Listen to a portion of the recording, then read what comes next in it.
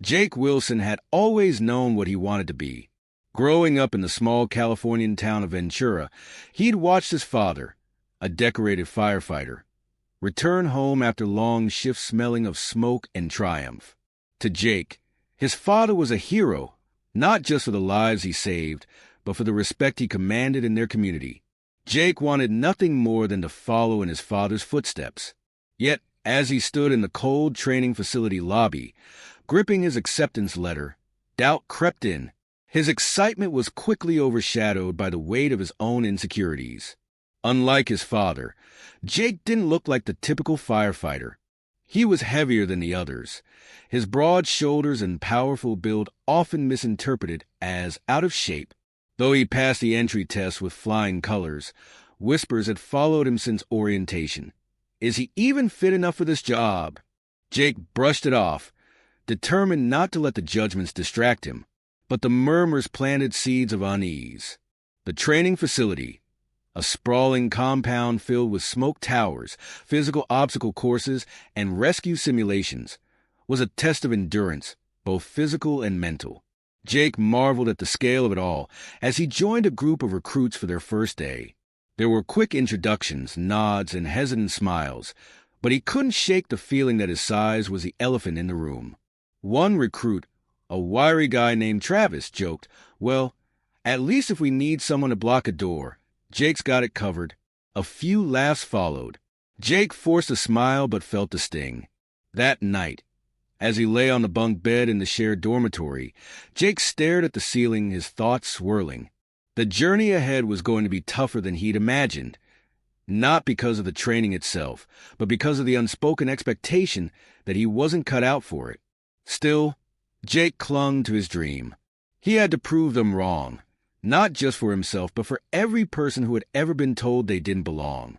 As he drifted to sleep, he resolved to face every challenge head-on, no matter what it took. Jake quickly learned that the training facility was as much a test of resilience as it was of physical endurance. The instructors ran the recruits through grueling drills designed to push their limits, from hauling heavy hoses up endless flights of stairs to crawling through pitch-black tunnels filled with simulated smoke. For most recruits, the challenge was exciting. For Jake, it felt like a magnifying glass had been placed over him, every move scrutinized. The whispers didn't stop. He's too slow. How's he going to fit in the truck? Even when he outperformed others during the classroom tests or demonstrated precise technique in the field exercises, the comments persisted. One instructor, Captain Harris, seemed particularly intent on singling Jake out. Harris was a towering man with decades of experience, known for his sharp tongue and unwavering discipline. Wilson. Harris barked one afternoon as Jake struggled to pull a 200-pound training dummy up a steep incline. "You think the fire cares how tired you are? Move faster, or let someone who's actually fit do the job." Jake gritted his teeth and kept pulling, his muscles screaming with effort. He could hear the snickers of a few recruits behind him, and his heart sank. No matter how hard he tried, it felt like he was always one step behind, improving himself. The barracks weren't much better. The recruits were divided into small groups, each responsible for cleaning and maintenance rotations. Travis, the wiry recruit who had made the earlier joke, seemed to take delight in turning Jake into the group's punchline. "Hey, Jake," he said one evening, tossing a mop in his direction. "If you're not fast enough to make the team, at least you can mop the floors like a pro." The group laughed, but one person didn't. Lisa, a seasoned firefighter assigned to men of the recruits, had been observing Jake for days. In her early 40s, Lisa was tough, sharp-witted, and didn't suffer fools lightly. She stepped forward and shot a glare at Travis. "That's enough," she said firmly. "Last I checked, this wasn't a comedy club." Jake appreciated the intervention, but still felt the weight of humiliation. That night, he sat on the edge of his bunk, staring at his calloused hands. Doubt crept in again. Was he really cut out for this? The dream he had clung to for so long now felt like an uphill battle, one that might be impossible to win. The next morning, as the recruits prepared for another day of training, Lisa pulled Jake aside. "You've got a lot of heart, Wilson," she said, her tone softer than usual. "But if you're going to make it here, you need to drown out the noise. Trust me, I've been there." Jake looked at her, puzzled. "You? But everyone here respects you." Lisa crossed her arms, leaning against the wall. "They do now. But when I started, it was a different story. A woman in this field? Let's just say I've heard every comment you can imagine. You know what I learned? People only stop doubting you when you stop doubting yourself." Her words lingered with Jake throughout the day. For the first time in weeks, he felt a spark of hope. Maybe, just maybe, he could prove them all wrong. The days following Lisa's words marked a subtle shift in Jake's mindset. Though the environment remained harsh, her encouragement became a steady source of strength. Lisa didn't just talk, she acted.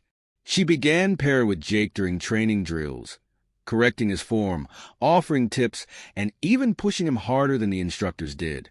It wasn't easy.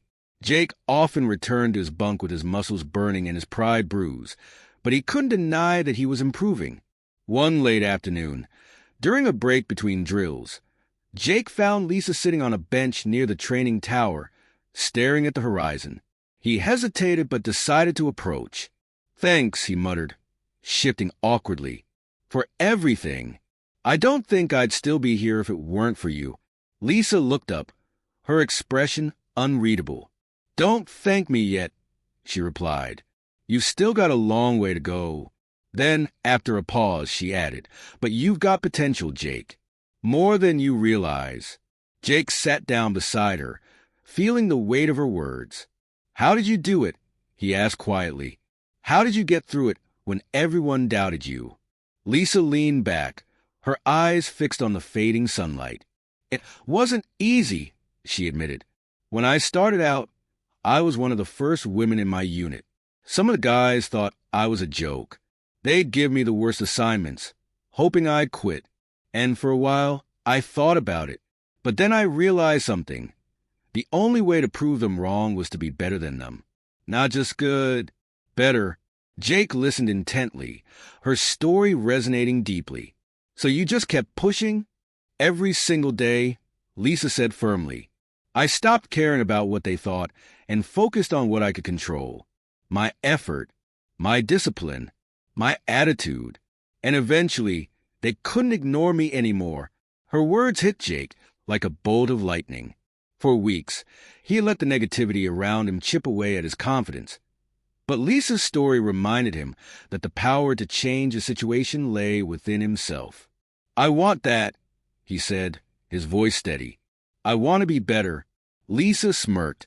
"Then stop letting them live in your head rent-free. You've got work to do." From that day on, Lisa became more than a mentor. She became a friend. She challenged Jake in ways he hadn't been challenged before, pushing him to his limits during grueling stair climbs and rescue drills. When he stumbled, she picked him up. When he doubted himself, she reminded him of his progress. And when others mocked him, she made sure they thought twice. One evening, after a particularly intense training session, Jake and Lisa sat together in the mess hall, sharing a rare moment of calm. "You know," Lisa said, her tone lighter than usual, "people like us, we're not just proving ourselves. We're paving the way for others who don't fit the mold." Jake nodded, the weight of her words sinking in. He wasn't just fighting for himself. He was fighting for everyone who had ever been underestimated. And for the first time in weeks, he felt like he was on the right path. Jake knew he couldn't change the perceptions of others overnight, but he could change the way he prepared himself. Inspired by Lisa's mentorship, he began dedicating extra hours to training. While his fellow recruits rested after long days, Jake pushed himself further. Early mornings were spent running laps around the facility, and late nights were filled with strength drills in the gym. His resolve to outwork everyone became unshakable. Lisa often joined him, guiding his technique and offering practical advice. "It's not just about brute strength," she'd say, repositioning his grip on a fire hose during practice. "Efficiency matters just as much. Work smarter, not harder, Despite the grueling schedule, Jake started noticing improvements. The once daunting hose carries felt less punishing, and the claustrophobic crawl spaces no longer slowed him down. He even began shaving precious seconds off his stair climbs, a benchmark Harris constantly used to measure the recruits. Yet, progress didn't come without setbacks. One particularly exhausting night, Jake found himself alone in the training tower, struggling to pull a weighted dummy up the stairs. His legs burned, his breath came in ragged gasps, and for a moment, he considered giving up. But then Lisa's words echoed in his mind. The only way to prove them wrong is to be better.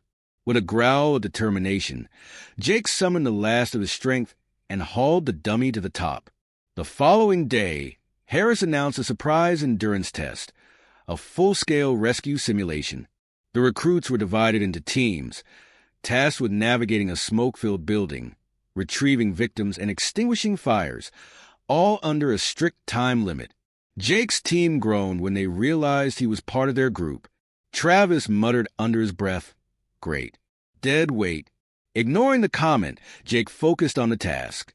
When the signal was given, he moved with precision, using the techniques Lisa had drilled into him. While others panicked in the smoke, Jake maintained his composure, locating the victim and coordinating the team's escape route. By the time they emerged, coughing and drenched in sweat, their time was one of the fastest. To his surprise, Harris gave a curt nod of approval. "Decent work, Wilson." The small acknowledgement fueled Jake's determination. He doubled down on his efforts, reviewing every aspect of his performance to find areas for improvement. Lisa noticed his intensity and handed him a stack of papers one evening. "These are from old recruits who face the same crap you're dealing with. You're not alone in this, Jake." The stories were a sobering reminder of how many had given up under the weight of discrimination. But instead of discouraging him, they strengthened his resolve. Jake was determined to be the exception. As the weeks passed, the other recruits began to notice Jake's transformation. He wasn't just keeping up, he was starting to outshine them. Though the whispers and side comments didn't disappear entirely, they grew quieter. Even Travis seemed to back off, though he still eyed Jake with a mix of annoyance and disbelief. One evening, as Jake packed up his gear after another exhausting training session, Lisa approached him with a rare smile. "You've come a long way, Wilson," she said, clapping him on the shoulder. "But don't get comfortable. The real test is coming." Jake nodded, feeling a mix of nervousness and excitement. He didn't know what lay ahead, but for the first time, he believed he was ready to face it. The day began like any other. A crisp morning, the air heavy with anticipation as the recruits gathered for another round of grueling drills. Jake had grown used to the routine, his muscles aching in familiar ways, his confidence steadily building. But that day was different. The crackle of urgency came over the intercom, just as the recruits were finishing their stretches. "Attention all units. Structure fire reported at Brookfield Apartments. Possible occupants trapped. Recruits gear up. You're being deployed as support." The announcement sent a ripple of energy through the group. For weeks, they had trained for moments like this, but no one expected to face a real fire so soon. Jake's heart pounded as he donned his gear, the weight of the oxygen tank pressing against his back. Around him, the recruits were a mix of excitement and nerves. Travis muttered, "This is it. Don't screw it up," as he checked his helmet. The ride to the scene was tense. Jake stared out the window of the fire truck, the orange glow of flames visible against the pale morning sky. The smell of smoke grew stronger as they approached, and the sound of sirens filled the air. When they arrived, chaos greeted them. Firefighters were already battling the inferno, their shouts mingling with the crackle of burning wood. Residents huddled nearby, clutching blankets in each other, their faces etched with fear. Recruits, stay close and follow orders. Captain Harris barked as they disembarked. His eyes scanned the group, lingering on Jake for a fraction of a second before moving on. Jake tightened his grip on the hose he was assigned to carry, determined not to falter.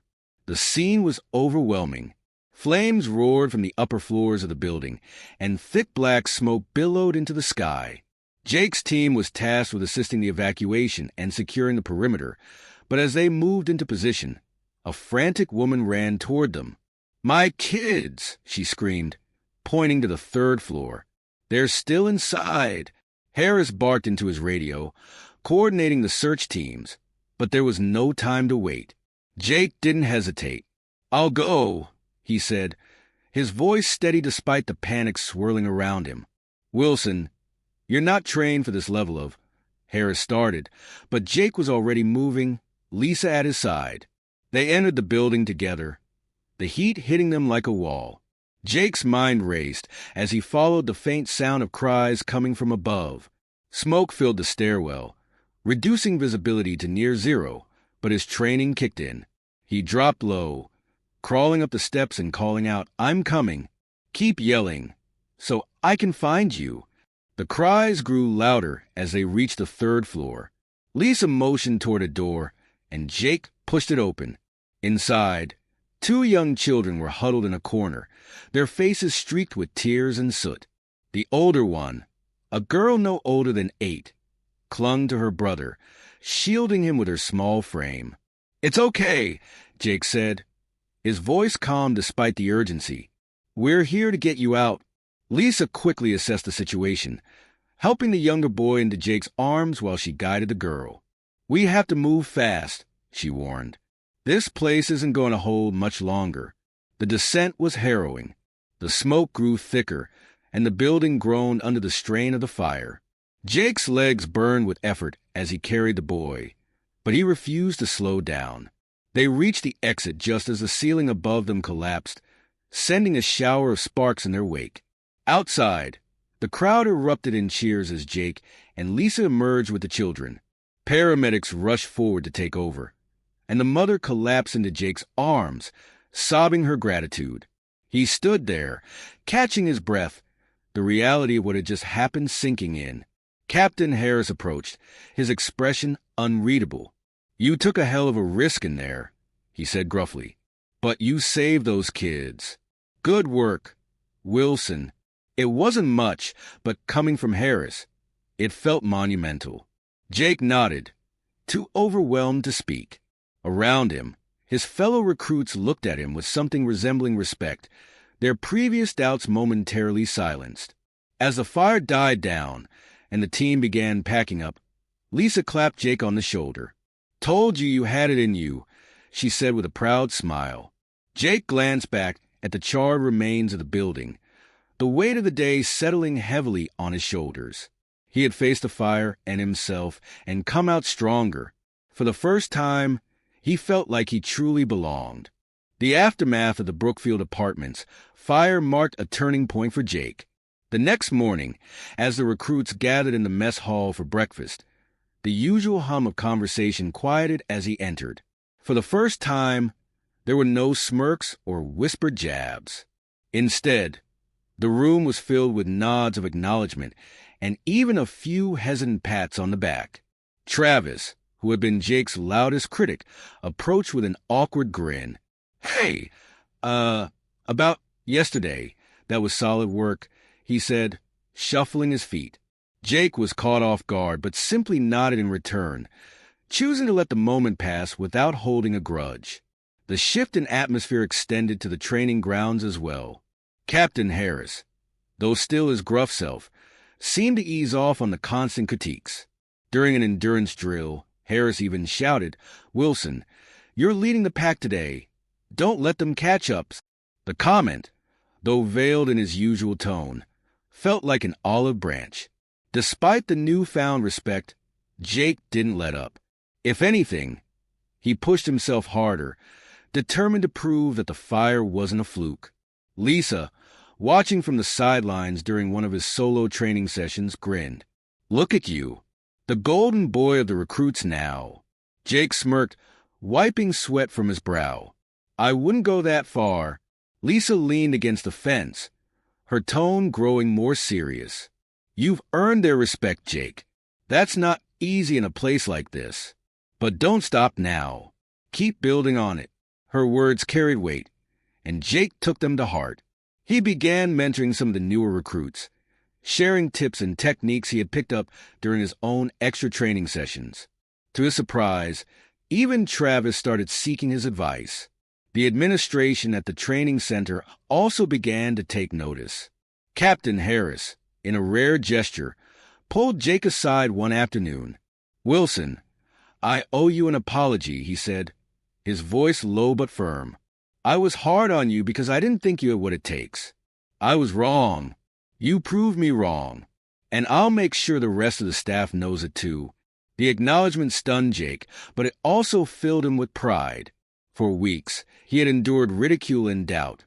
But now even the toughest critic recognized his worth. Harris went on to suggest that the center reevaluate its approach to training and mentorship, citing Jake's growth as an example of what determination could achieve. Word of Jake's actions during the fire spread beyond the training center. Local news outlets picked up the story, praising the bravery of the recruits who assisted in the rescue. Though Jake felt uncomfortable being in the spotlight, he recognized the opportunity to shift the narrative around who could succeed in physically demanding roles like firefighting. In the weeks that followed, the training center introduced new policies aimed at fostering inclusivity and addressing discrimination. Workshops were held on team dynamics, and the instructors were encouraged to focus on individual progress rather than preconceived notions about fitness or capability. One evening, as Jake and Lisa sat on the steps of the training tower, she turned to him with a rare, genuine smile. "You've done more than prove yourself, Jake. You've changed the way this place works. That's no small thing." Jake looked out over the training grounds, now bustling with recruits who seemed more united than divided. "I just wanted to show them I could do it," he said quietly. "I didn't expect all of this." Lisa chuckled. "That's the thing about standing up for yourself. It inspires others to do the same." The thought lingered with Jake as he prepared for the final phase of his training. He had come to the center determined to prove he could be a firefighter. Now he realized he was also paving the way for others who didn't fit the mold. Graduation day was fast approaching, and the once daunting training facility now felt like a second home to Jake. The grueling drills, the sweat-soaked gear, and even the relentless critiques had all shaped him into a stronger, more confident version of himself. But what struck him most was how much his mindset had shifted. He no longer felt like an outsider trying to prove his worth. He knew he belonged. As the final evaluations loomed, Jake reflected on his journey. He remembered his first day, standing nervously in the lobby, unsure if he could keep up. He thought about the whispers, the jokes, and the times he had questioned whether he was cut out for this. But more than anything, he thought about the people who had stood by him. Lisa's unwavering support, the moments of encouragement from unlikely allies, and even the grudging respect he had earned from Travis reminded him that no one succeeds alone. On a quiet evening before the evaluations, Jake found himself back in the training tower. The facility was empty, the fading sunlight casting long shadows across the grounds. He climbed the stairs, each step a reminder of how far he'd come. At the top, he looked out over the city, the view as breathtaking as it had been on his first day, but now it felt different.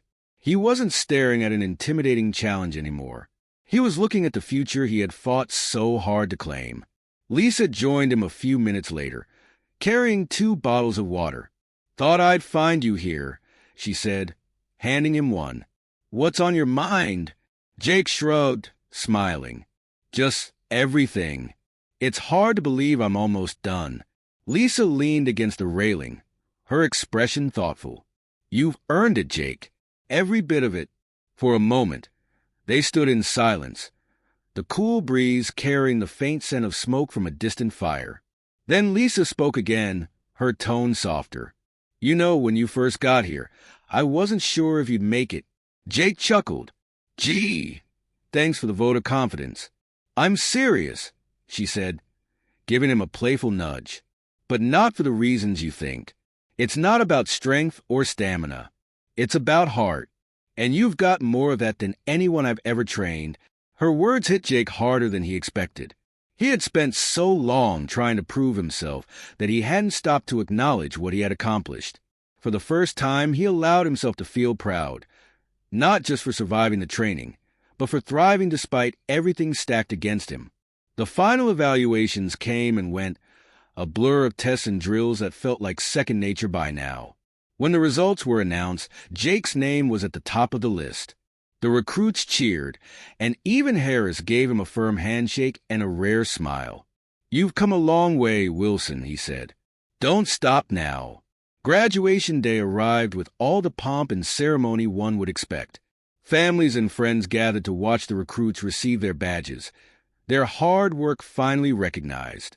Jake's father was there, his eyes brimming with pride as he embraced his son. "You've done good, kid," he said, his voice thick with emotion. "Real good." As the ceremony ended and the recruits celebrated, Jake found a quiet moment to reflect. The road ahead wouldn't be easy. Firefighting was a career filled with challenges, both physical and emotional. But for the first time, Jake felt ready. He had faced a fire, both literal and metaphorical, and come out stronger. As he left the training grounds for the last time, he glanced back at the tower where so much of his journey had unfolded. He wasn't just a firefighter now. He was a symbol of perseverance, a reminder that determination and heart could overcome even the most entrenched doubts. And with that thought, he walked toward his future, ready to face whatever came next. The crowd buzzed with excitement as Jake stepped up to the podium. The community center was packed, the seats filled with friends, family, and members of the fire department. The event wasn't about him specifically. It was a celebration of the new recruits who had just graduated. But Jake had been asked to speak. His story had spread, and now people wanted to hear it from the man himself. Jake adjusted the microphone, his heart racing. Public speaking wasn't exactly his strong suit, but he knew this moment was bigger than him. He took a deep breath and began. "When I started my training, I wasn't sure if I belonged," Jake said, his voice steady despite the knot in his stomach. "I looked at the other recruits and saw people who seemed faster, stronger, and more confident than me. I heard the whispers, felt the doubts, sometimes even from myself. But one thing kept me going. The belief that being a firefighter isn't about how you look. It's about what you're willing to give." The room grew quiet, the weight of his words settling over the audience. "I faced my fair share of challenges," he continued. "There were times I wanted to quit, times I thought I wasn't good enough. But then I realized something. Proving people wrong isn't about shouting louder than them. It's about showing up every single day and doing the work. It's about heart, resilience, and the willingness to keep going when everything in you wants to stop." Jake glanced out at the crowd, his gaze landing on Lisa, who nodded at him with a small smile. "And it's about the people who stand by you, even when you're struggling. To my fellow recruits, to my mentors, and to everyone here today, thank you. You've shown me that firefighting isn't just a job. It's a family." The crowd erupted into applause, but Jake wasn't done. He held up a hand to quiet them. "I also want to say this. We need to do better, not just as firefighters, but as people. We need to stop judging others based on appearances. We need to recognize that strength comes in many forms. And we need to create spaces where everyone feels like they belong. Because when we do that, we're not just making better firefighters. We're making better communities." This time, the applause was thunderous, echoing off the walls of the community center. Jake stepped back from the podium, his heart swelling with a mix of pride and humility.